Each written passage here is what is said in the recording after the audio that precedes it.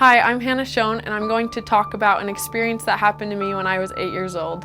I wasn't like the average 8-year-old. I was stubborn, and my little brother happened to be in the hospital when I was 8, and my mom came home for a day to shower and go back to be with him.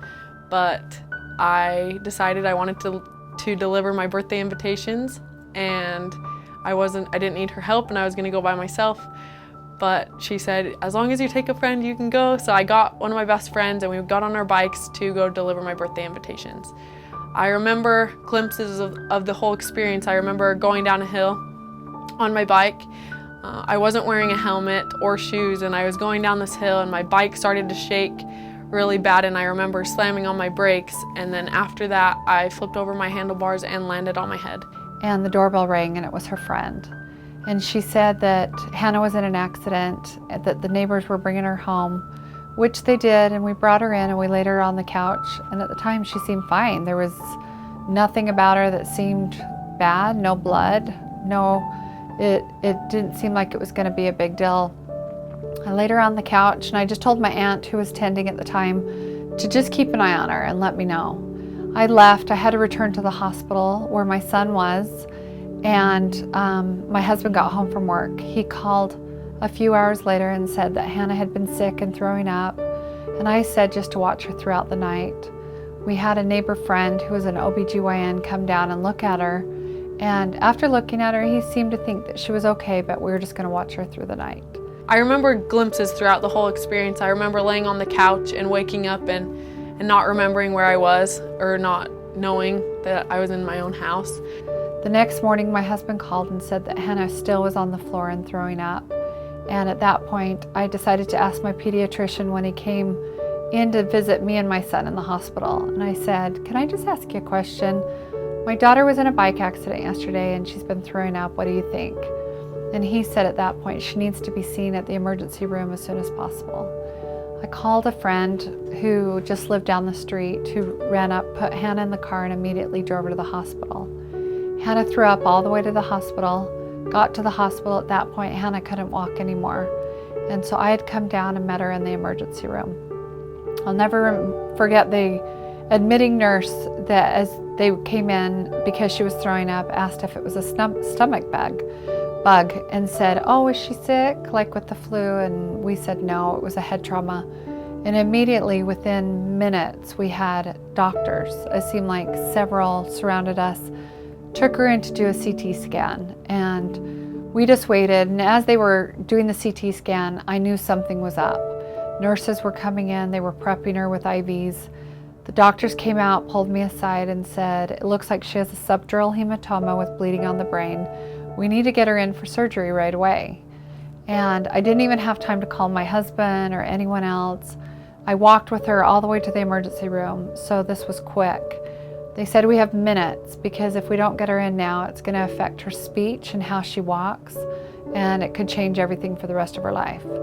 So much was going through my mind. I remember just thinking, wow, this is happening so fast, and what's going to be the outcome? I hadn't never heard the word subdural hematoma before, or what that meant. And I remember leaving the hospital, or leaving the doctors and going up to my son's hospital room. And the doctor said that her surgery would be about 3 or 4 hours, and they would come find me. And I remember it was the longest hours of my life, just not knowing, is she gonna die? What is this gonna cause? Will she be able to walk again? And as I sat in the hospital room waiting, I had called my husband and several family members, and everyone just started to pray that Hannah would be okay. The doctors came and said the surgery went well, that she'd be in ICU for a few days and we'll watch her. I remember walking down to the ICU and walking in. There was only 2 of us that could go in at the time. And we walked into the room and I stood by her, and they'd shaved from the bottom of her ear up, and she was out cold. Her face had swollen from all the blood. So part of her face was puffy in her eyes. I stood by Hannah's side for about 2 or 3 days in the ICU.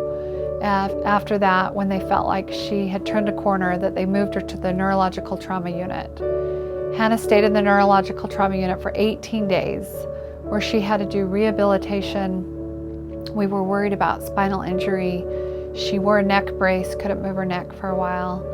And the biggest thing about this accident is she couldn't take any sound, which meant no TV. We didn't have cell phones at that time, but no walking, couldn't hear the sound of footsteps. She needed it completely quiet. I can't describe it because I don't remember it, but when I woke up, I could barely talk or walk, and I was super sensitive to light or sound.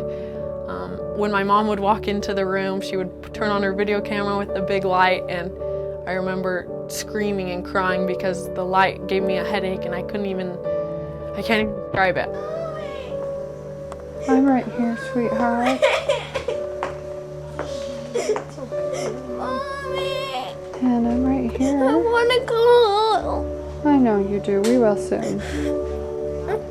Remember, she had her 8th birthday in the hospital. She was in so much pain that I watched them shoot morphine in her arm all throughout the entire party just so that she could get through the party. You know, this whole little girl's life at age 8, it could change forever. I had to go through physical therapy because I didn't know how to walk and I didn't know how to talk. I was 8 years old and they had to teach me how to say the alphabet. I had to learn how to count to 10 all over again and take my first steps. But this all happened because of a dumb decision I made to not wear a helmet.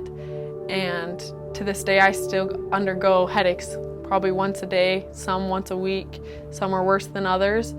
And we keep finding out that something else or something more is wrong because of my brain surgery. My right pinky doesn't sense when my brain tells it to do something, so when I play the piano, my right pinky isn't able to play the piano because it doesn't listen to my brain like my other fingers do. I'm happy, and I'm happy to say that I'm healthy, and that's my story with my brain surgery.